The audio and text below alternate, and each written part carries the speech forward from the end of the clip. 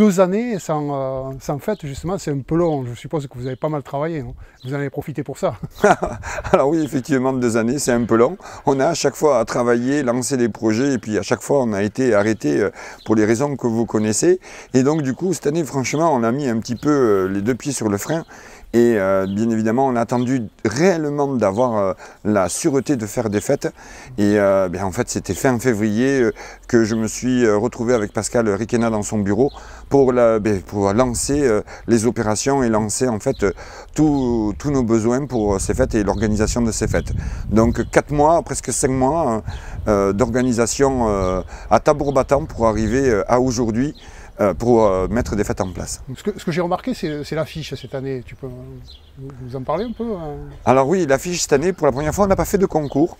J'ai demandé à Julie Vivier, qui est responsable de la commission communication au sein du comité des fêtes, de me créer une affiche qui reprend en fait l'idée du nouveau logo de la ville. Et vous pouvez voir donc dans l'affiche le bleu qui est présent, le blanc avec l'ensemble des icônes qui rappellent la fête et les pétales de couleur rouge et jaune qui sont sur les côtés. C'est facile de mettre en place un programme comme ça? Alors mettre un programme comme ça, d'habitude on le met en 11 mois, c'est-à-dire qu'on recommence au mois de septembre pour arriver au début juillet avec un programme ficelé. Et en général, en février, tous les contrats sont signés. En février, cette année, on commençait à peine, donc tout n'était pas ficelé. Mais ça s'est très bien passé. Toute l'équipe a mis un engagement personnel dans cette réalisation en très peu de temps. Ça a été vraiment très agréable. Ils ont tout mis pour pouvoir y arriver. Justement, donc, puisqu'on parle du programme, on peut l'évoquer un peu? Le vendredi 29 juillet, on ouvrira les fêtes et on commencera par un programme d'accueil avec le spectacle de Patrick Sébastien. Voilà, qui aura lieu aux arènes à 21 h.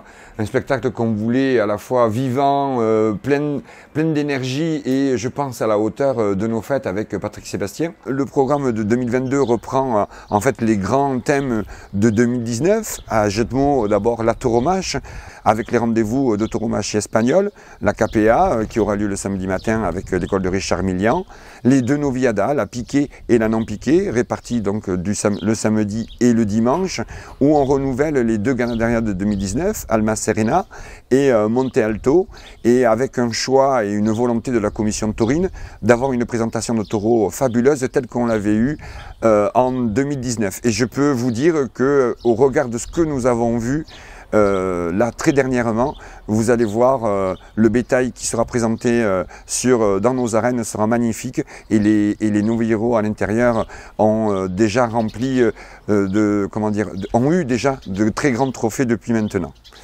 Et à Genmo à Tauromache, c'est aussi le concours landais qui clôturera donc les fêtes, mais Jérémy saura mieux vous en parler que moi. Alors il y aura les 4 Ganaderias de Formel, 4 quadrillas, avec 5 écarteurs et 4 sauteurs. Et suivant l'évolution, parce qu'il y a pas mal de blessures en ce moment, donc on a choisi un peu, mais on choisira définitivement dans les jours qui viennent. À Genmo, la festive, avec tous les rendez-vous musicaux qu'on vous donne tout au long de ces fêtes. D'abord, la présence de tous ces groupes musicaux pour animer la fête de jour. Et Marina, de la commission musicale, saura mieux vous détailler tout ce qu'elle a mis en route pour ces fêtes animées. Une nouveauté, c'est le bagad de Bretagne, donc les Alandernos, qui viennent donc passer tout le week-end chez nous. Ils vont venir animer la ville. On est impatients de les recevoir. Après, on a nos traditionnels bandas. Il y a les Sambaston, il y a la Criquena, il y a Los Gallos, il y a les Majoros, il y a les Arsouillos, il y a plusieurs. Les biberons peut-être aussi, non? Bien sûr, c'est non négociable. Il y a les biberons. Il y a plusieurs groupes musicaux aussi qui vont animer les villes. Enfin, la ville quoi, et les rues, donc les duos sway. Enfin, on fait plusieurs animations pour égayer les rues le samedi et le dimanche. On fait un festival d'harmonie le dimanche soir à 21 h 30. Donc il y a les alviolines, l'harmonie de Garlin et donc notre harmonie d'Agetmo. À Genmo, ville sportive, on voulait donc des rendez-vous aussi sportifs, donc la traditionnelle folie des Pères de la Chalosse organisée par le comité des fêtes, en partenariat avec le Doggy Run et les Trots Sentiers, puisque eux ils organisent une marche solidaire au profit de la Holi. Donc déjà le samedi matin, un petit peu de sport pour réveiller les noctambules du vendredi soir.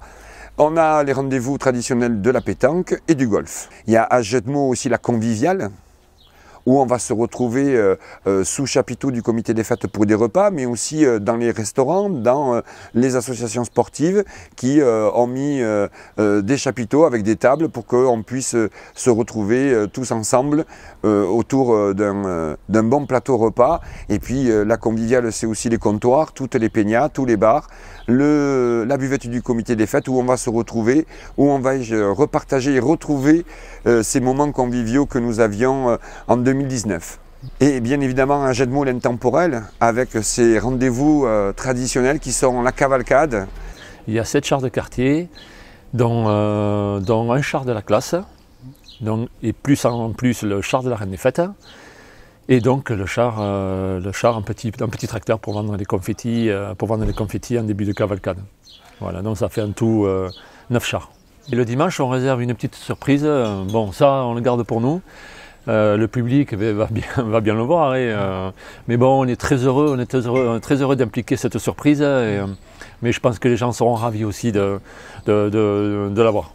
La course des cuisinières, ces grands rendez-vous auxquels on vous attend pour pouvoir, voilà, ces petites, cette identité d'Ajedmont qu'on souhaite vraiment faire perdurer avec ces grands rendez-vous. On ouvre donc le bureau de location à partir du 18 juillet à 9h30.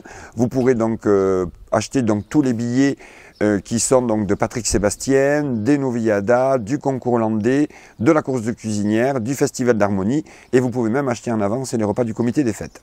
Il ne reste plus qu'à espérer une grande réussite pour ces fêtes.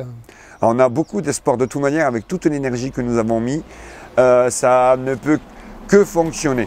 Et puis toute cette énergie mise, et pour que ça fonctionne bien, il nous faut des bénévoles. Ces bénévoles, on les a retrouvés. Ces bénévoles, ils continuent à nous motiver pour pouvoir arriver à faire de très très belles fêtes. Et sans eux, et ça on le sait, on ne pourrait pas arriver à ce qu'on arrivera donc le 2 août lors de la clôture avec ce magnifique feu d'artifice qui lui aussi fait partie des intemporels.